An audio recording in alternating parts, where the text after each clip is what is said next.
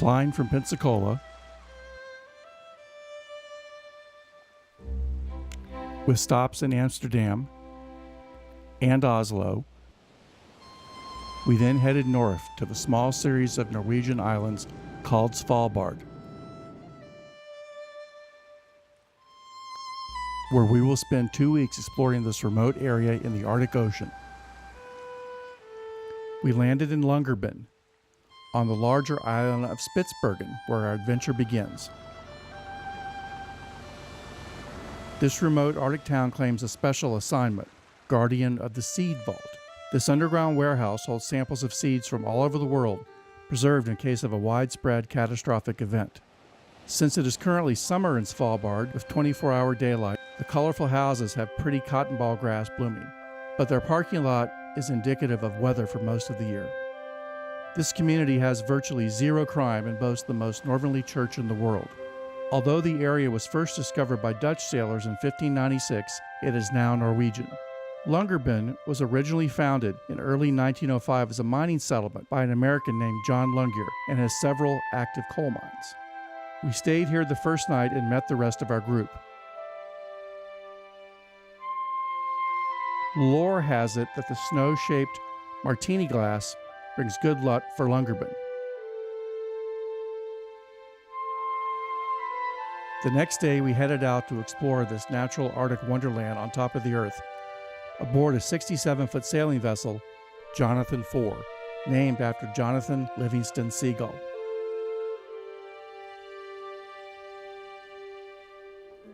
Come sail with us to experience the scenes,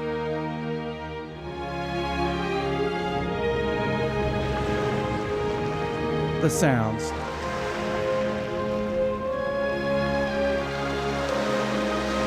and the sights of the lovely archipelago of Svalbard.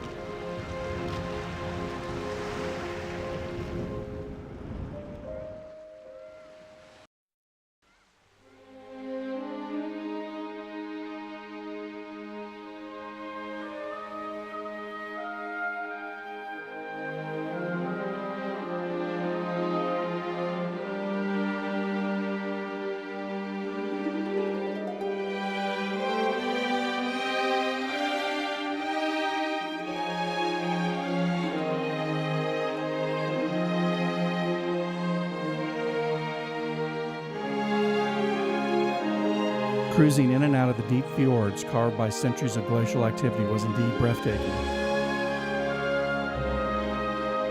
However, the serenity of those majestic mountains were quickly overshadowed when wildlife activity was nearby. First, we spotted remains of a fin whale, which can measure around 88 feet long. Here are some of its scattered bones, including a section of a spine and a rib.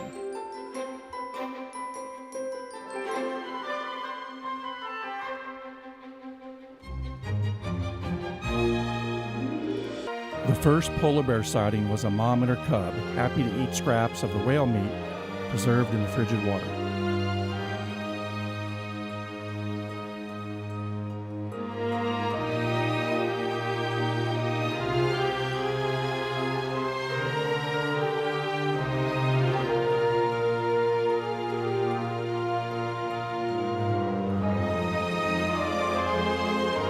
Sometime later, at the same bony gravesite, a lone male bear dove down to retrieve some of the submerged carcass to sustain him during the ongoing quest for his preferred meal, seals.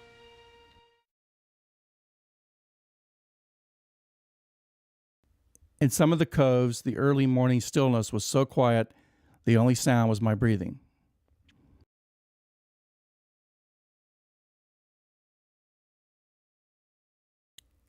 And at times, the smooth mirrored water made it hard to tell which part was the reflection.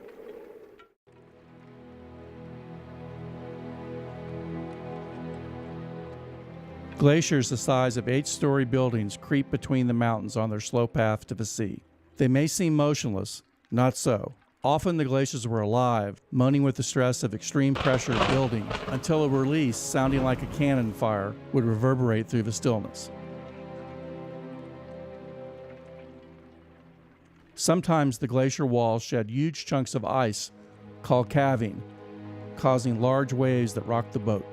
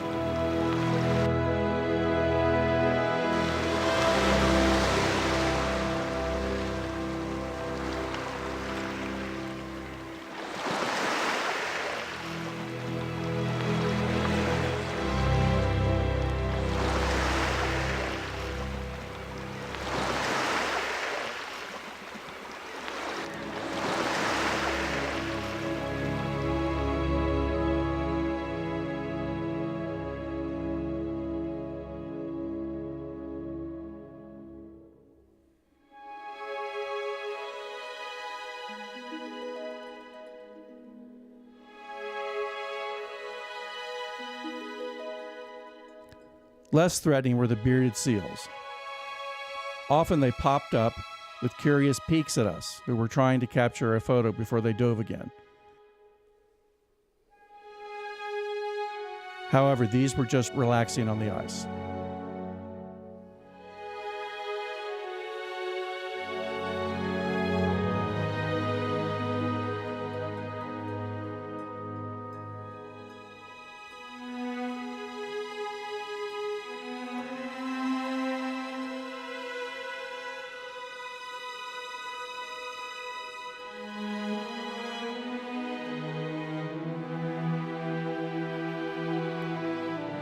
They can reach lengths of 7 to 8 feet and weigh up to 575 to 800 pounds.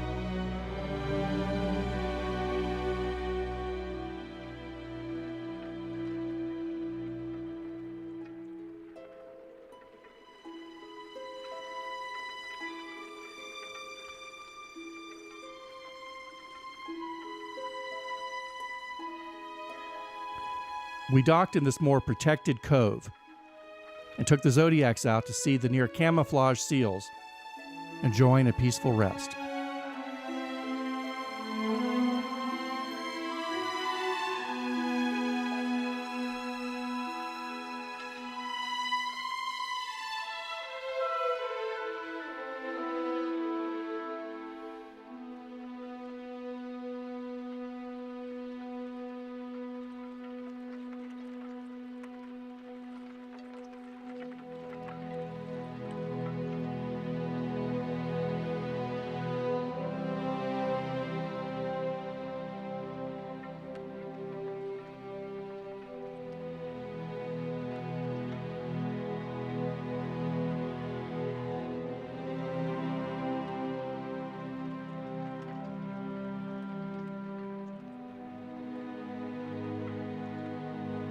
They do not seem to mind our joining them, except for this black one who barked his annoyance before accepting that we were not a threat.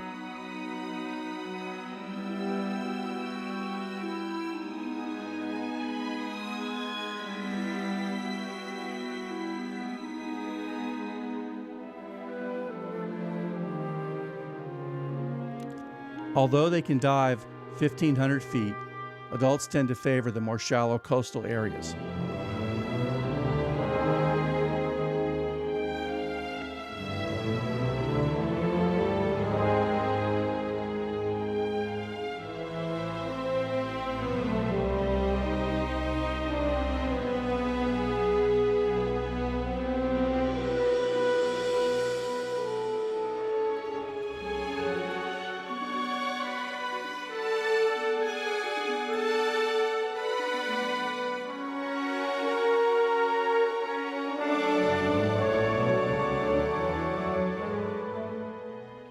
Despite holding on to his freshly caught fish, this fellow paused a while to visit and watch us before continuing on with his meal.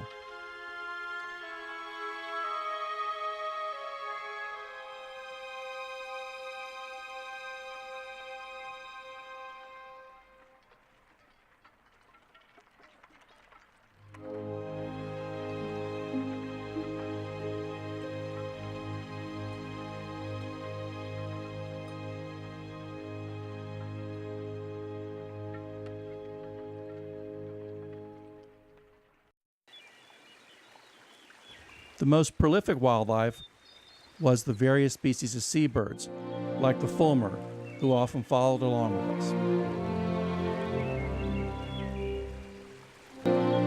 us. Some are year-round residents of the Svalbard Islands, while others had migrated northward to this area to breed.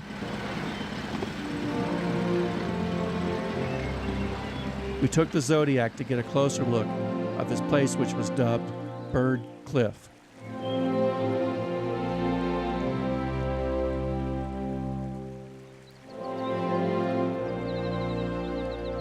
Where hundreds of birds of varying species nest on high but narrow ledges above reaches of predators like the Arctic fox, polar bears, and even other birds.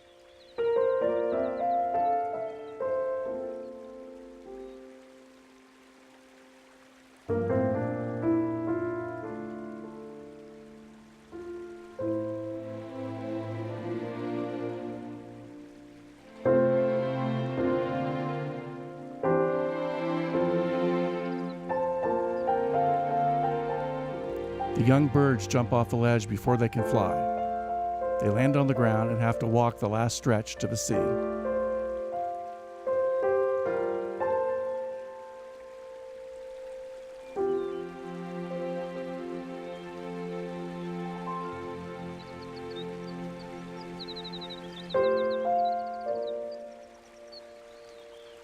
A gull waits nearby for a chance to steal away what the other birds catch.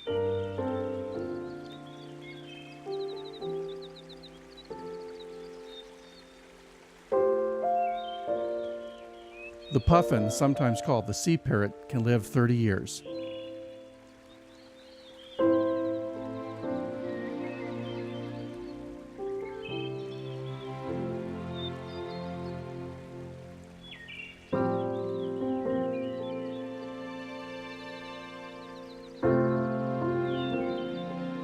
This gull has 3 new chicks.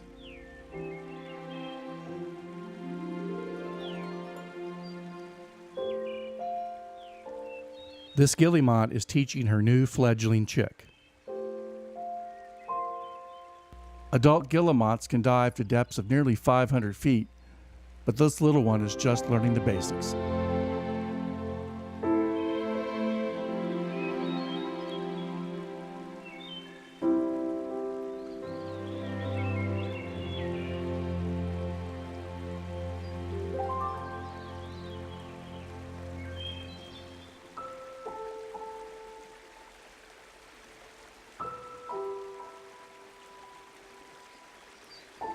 On the coast, we spotted Brent geese.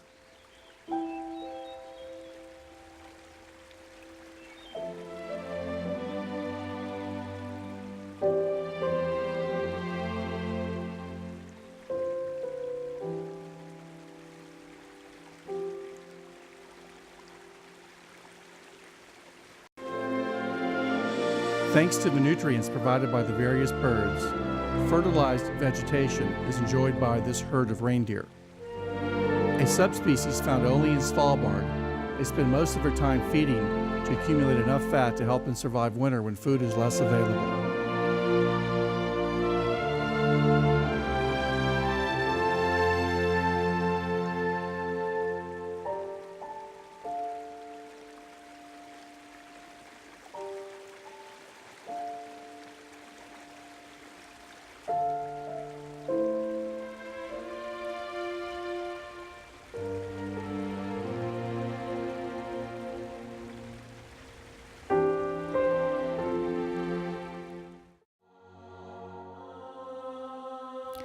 In contrast to reindeer on the hillside, male walrus line the shore near shallows where bivalve food is plentiful, which is a necessity since they can consume 1,000 per day to sustain their huge 1,500-pound bodies.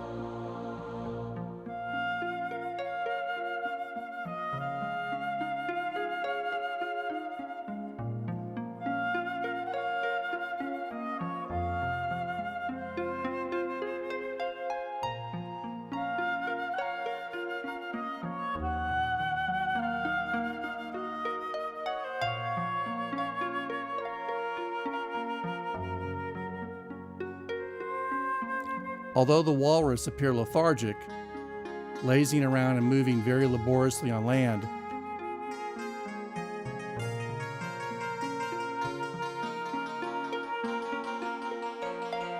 they are quite agile in water.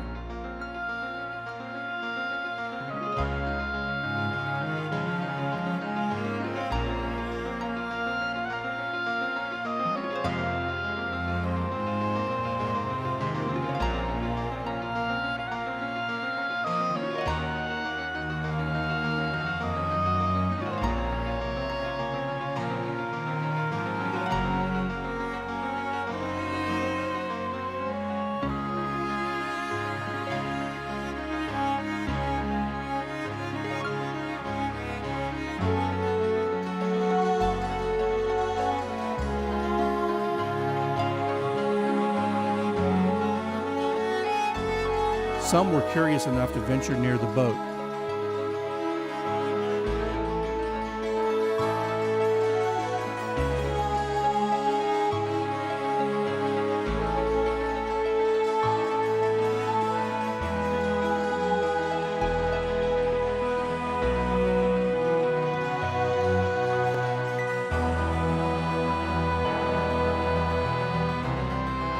Walrus tusks are used as ice choppers, sediment rakes, weapons, and status symbols. This fellow seems to be showing off his fine set of tusks.